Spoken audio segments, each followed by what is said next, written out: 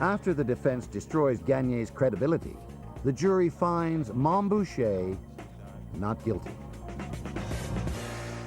For Special Prosecutor Randall Richmond, it's a bitter day. The law enforcement community was very much aghast and disappointed. Boucher celebrates his victory in a blaze of publicity. To some, he's become a folk rebel, thumbing his nose at the authorities. He was on the shoulders of full-patch Hells Angels as they left the courtroom. The most feared man in the Montreal underworld is now free to go back to work. It seems nothing can stop him. Maurice Boucher was public enemy #1, and his powers and influence were greater than they'd ever been before. He really thought that he could do anything he wanted. Call it megalomania if you want, call it a psychopath. He really thought that he could intimidate the whole justice system and indeed the whole of civil society. As a new century begins, cash from drug sales is now flowing into the coffers of the Mafia and Hells Angels in amounts that impress even the hardened cops who battle the bikers on a daily basis. The account sheet shows 100 million for 11 months of operation. Using seized documents, the Quebec Provincial Police, the Sûreté, estimate that Boucher's bikers make cocaine sales totaling 110 million Canadian dollars during the year 2000 alone. Boucher has made it. He's top of the world. But the dream is about to turn sour.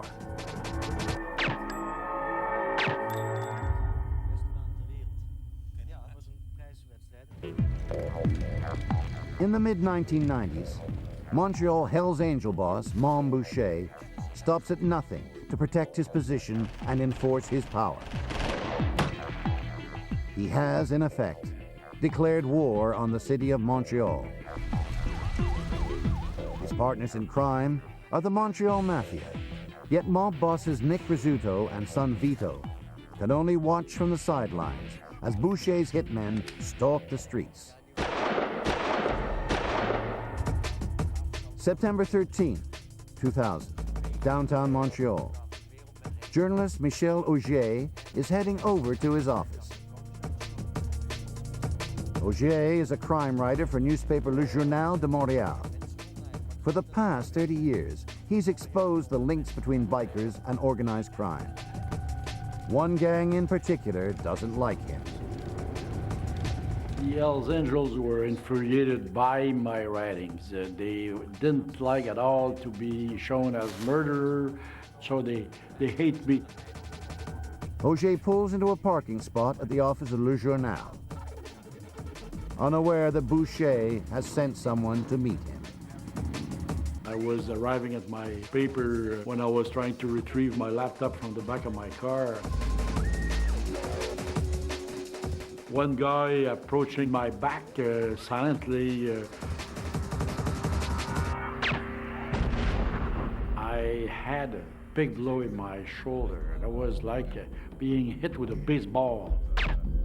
At point-blank range, the assassin fires again.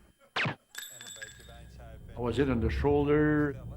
If you put a kind of target of 12 inches in my back, I was hit everywhere. The assassin continues to fire, pumping round after round into Augier's body. Bleeding from 6 bullet wounds, Augier manages to call 911, an act that saves his life. I was really lucky, and the surgeon who operated me, I always thank him for saving my life, but he says that he decided to save me that day. Miraculously, Augier survives. But the rush hour hit stirs the city to renewed protest. For the people of Montreal, enough is enough. The war started by Boucher in 1994 with the rock machine has claimed too many lives. There was 160 people who were either killed or wounded, including 20 innocent bystanders. Not considering myself, as innocent in that because they wanted to kill them. In response to public protest, the law takes decisive action. In October 2000, Boucher is again arrested. He faces a retrial for ordering the prison guard murders. As the trial gets underway, the police step up the pressure.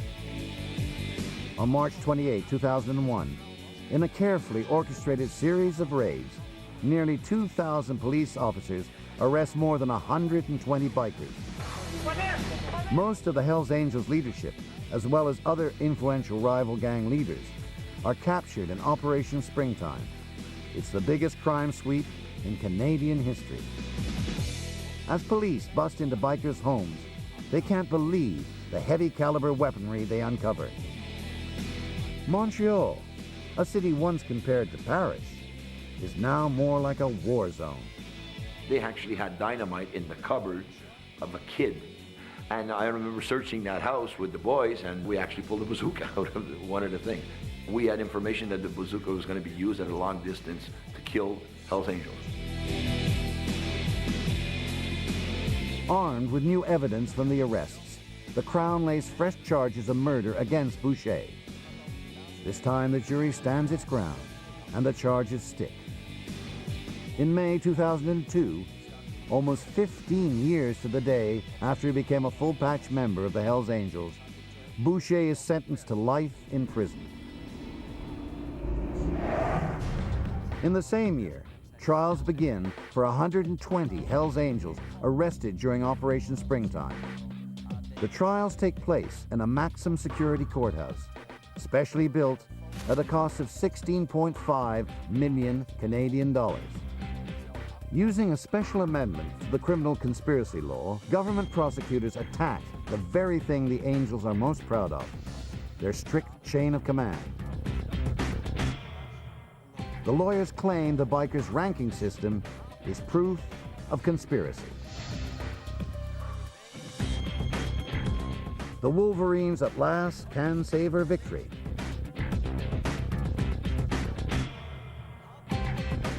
It actually put a scare into them. We showed them that we could get organized. Let's go. It was this organization that was their downfall. After the Great Biker Bust, the police next used the new conspiracy law to move against the Mafia. In January 2004, mob boss Vito Rizzuto opens the door to unexpected callers. The police take him downtown. At first, Rizzuto is confident he'll beat whatever charges the prosecutors come up with. Best lawyer in the country over here. But the charges don't come from Canada. They come from the U.S. New York godfather Joseph Massino has become a government informant. With Massino's help, the FBI charges Vito Rizzuto for a triple mobster slaying in a Bronx hotel room back in 1981.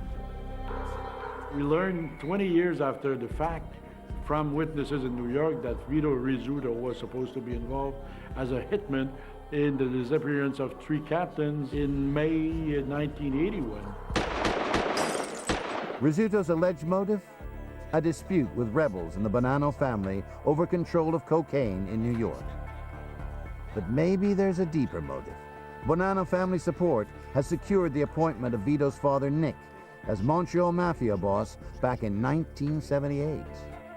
To maintain Montreal's links with New York, Vito returns the favor by ridding the Bonannos of a rebel faction. If true, the favor has come back to haunt him.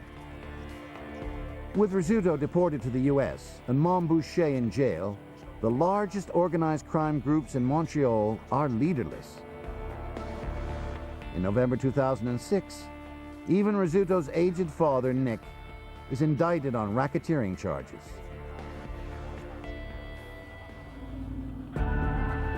Montreal went through a bloody war that claimed over 150 lives. But the peace may turn out to be just as deadly. Both the Mafia and the Hells Angels are both still active in the city. Took them down a peg. It was quiet for a while. They were all in jail, but they have all been replaced. Everyone, to the last man. The battle goes on. But the police and drug enforcement agencies now have the legal powers and the experience to take on both bikers and mobsters, and win.